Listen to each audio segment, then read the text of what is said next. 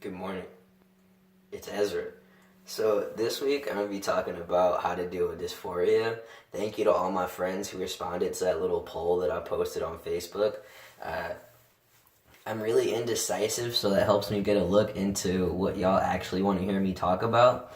And bigger than that, thank you for actually watching and caring enough about what I post to vote in that poll. It really means a lot to me.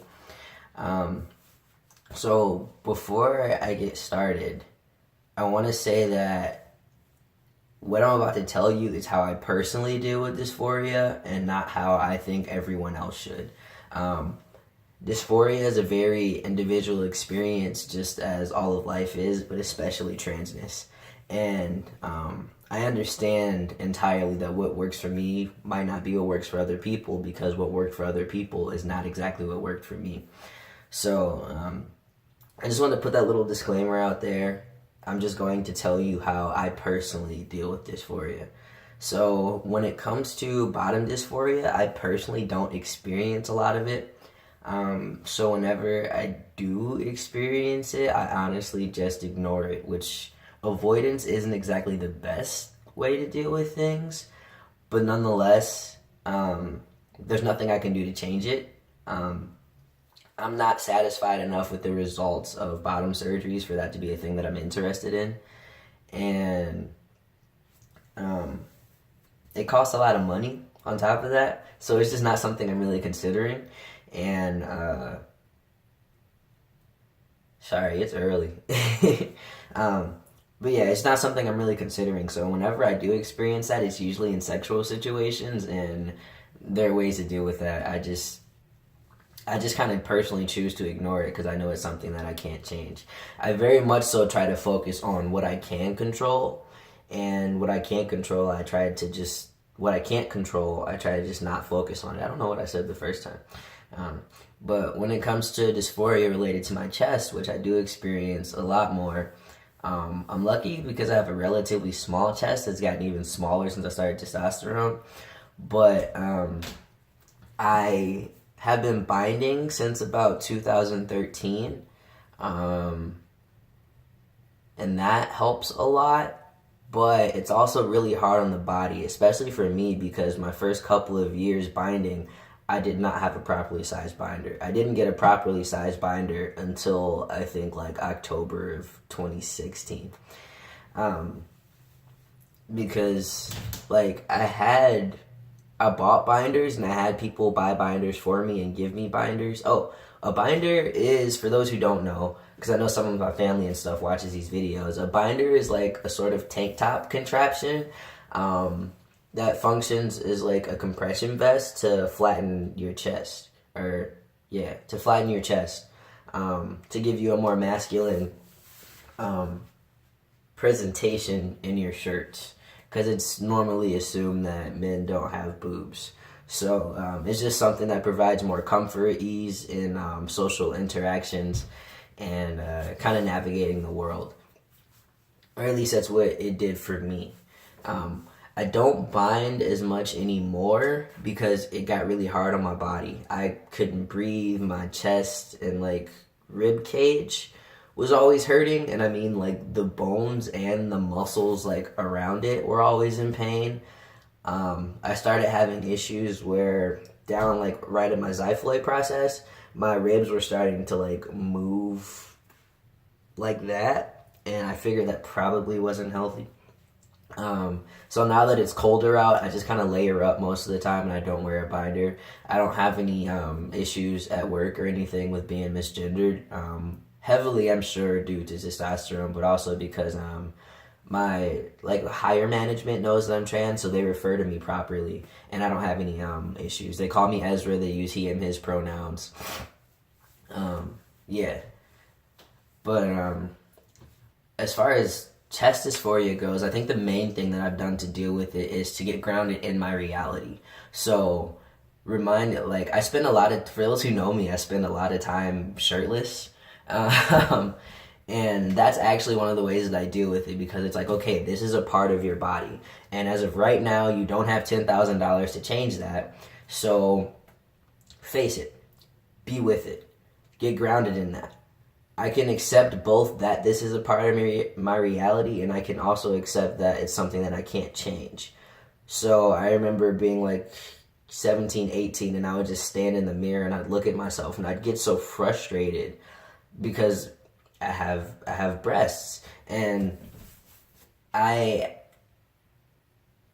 I couldn't do anything to change it. And I think that's what frustrated me the most. I couldn't just take them off. There wasn't like a Velcro to just, rip it off.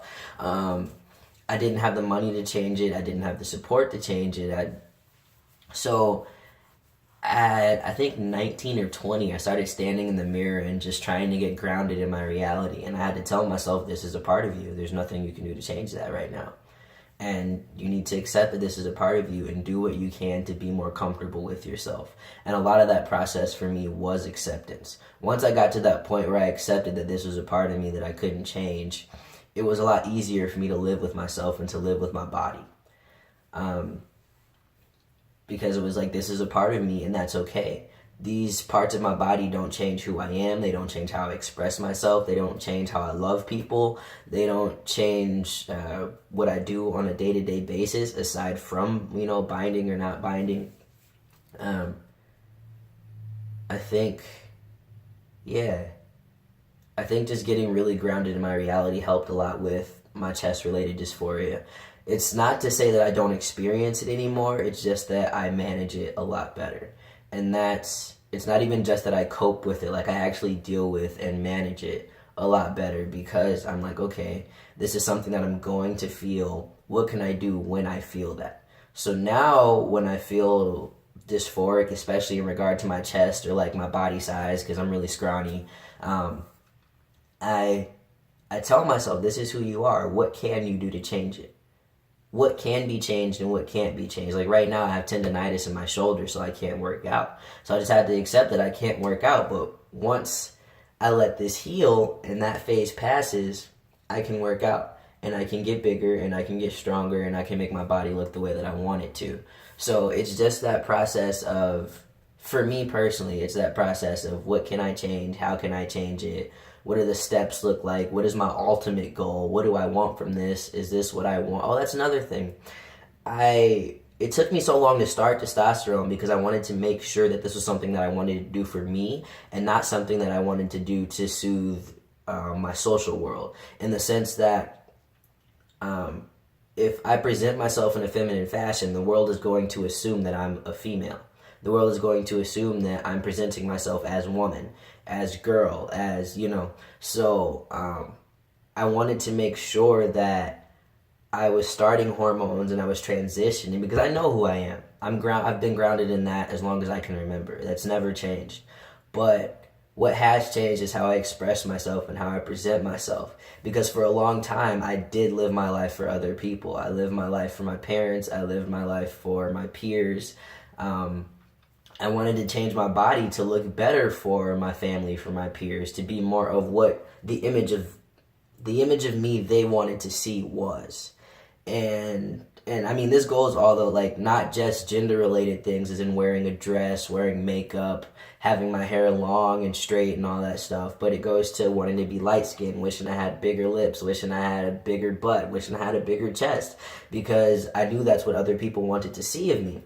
And I had to get to a point where I understood the difference between what they wanted and what I wanted. Because it wasn't necessarily that those things always differed, but in some ways they did. And it mattered for me to figure out what was me outside of everyone else. What my spirit is telling me, what my calling is, what I'm called toward in my expression, in my existence. And I tell my friends this all the time. Your soul is your soul and is special to you. How you choose to express it is entirely up to you. But it's about being honest to your soul. And me being honest to my soul and expressing myself the way that my soul called for, there's no second thought about it. It just comes out. So a lot of me dealing with my dysphoria was getting grounded in myself and my soul. It was like, this is who I am. Nothing is going to change that. Nobody, no one else is, nobody is in like physical self. Nobody is in like nobody else is in other people and what their image of me was. I had to get grounded in who I was and start living in that. And that might be one of the main things that helped me to deal with my dysphoria as well as I do now. Being honest to my soul and existing that way. Because now when I wake up in the morning, I'm not thinking, all right, what do I have to do to look like the guy I feel like today? What do I have to do to get up and feel like a person? You know, now I get up and I'm like, what do I have to do today? I got this homework assignment to finish. I got that homework assignment to finish. I got to go to work. You know, it's not a process of who am I going to be today so much as what am I going to do today. And that took getting grounded in my spirit, because before I started living for myself, I got up and I was like, who does my mom want to see today? And how do I be that? Who does my dad want to see today? And how do I be that? Who do my peers at school want to see today? And how do I be that? And it took me entirely out of my element. I mean, my grades in high school were trash. My grades my first couple years in college were still kind of trash.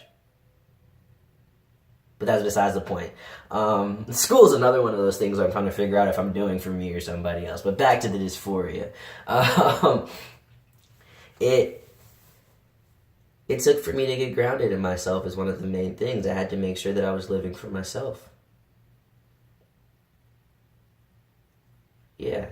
And I had to express myself for myself. And knowing that no matter what anybody else thinks or wants of me, that I am me,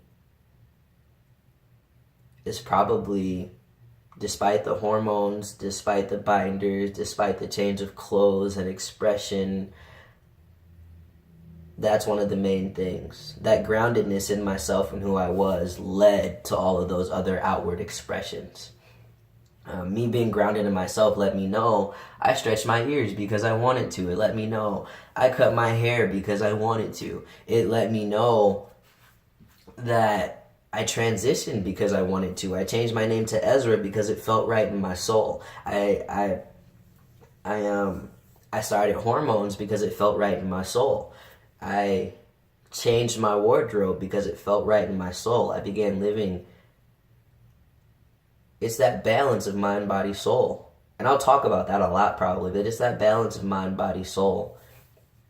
And getting all those things to align, it's a lifelong process. They're always going to fade out because balance doesn't exist, only the search of, right? So it's always searching for that balance, but I get closer the more steps I take to be true to me, to be true to what my body needs. Because at the end of the day, I am human. I eat, I sleep, I drink, and that doesn't change for anyone else. If I'm at work and they don't want to let me leave and they don't want to feed me, I'm human. I need to do what I need to do. I need to go eat. And when it comes to my soul, I need to do what I need to do to nourish my soul. And that meant transitioning. That meant making my body look the way that my soul felt. That meant expressing myself the way that my soul felt. That means a lot. Yeah. Wow. This is actually something I hadn't thought about. I mean, I thought about a little bit here and there, but I kind of backtracked to other videos I saw where they're like, you need to wear a binder and you need to buy a packer and you need to wear the baggiest clothes you can find because that's what it means to be a man and you'll feel better. But for me, defining myself what manhood meant is what made me feel better. Defining for myself what my manhood meant specifically and how I would express that is what made me feel better. Because the more I tried to give into what other people thought manhood was, the worse I felt. So yeah, if you've gotten this far, again, thank you for watching. I hope you have an absolutely fabulous day. Thank you again to all my friends who voted on that poll. If you have any feedback, critiques, criticisms, if you have more topics you want me to discuss, if you have specific suggestions on what I should talk about next week specifically, let me know. If you have any sort of feedback whatsoever. Like I said, I want this to be a conversation, a back and forth, an interactive sort of thing. And I'm still figuring out ways to make it more interactive, which is why I did the little poll. So if you have any suggestions on that too, hit me with it. I'll give you credit for it. Don't worry, I'm not just going to steal your idea and run. My buddy Josh actually is the one who told me to do the poll, and is also who told me to stop worrying about how long my videos are, because what I have to say matters, and those who need to hear it will listen. And he says something along the lines of the way that I talk, it makes the time fly by. It makes people follow along with what I'm saying, or something like that he said. But shout out Josh for that part. But again, thank you for watching. Hit me up with feedback, all that stuff. I always post all of my social media under the videos. Yeah, I think that's it. Thanks for watching. Have a beautiful day. I love you.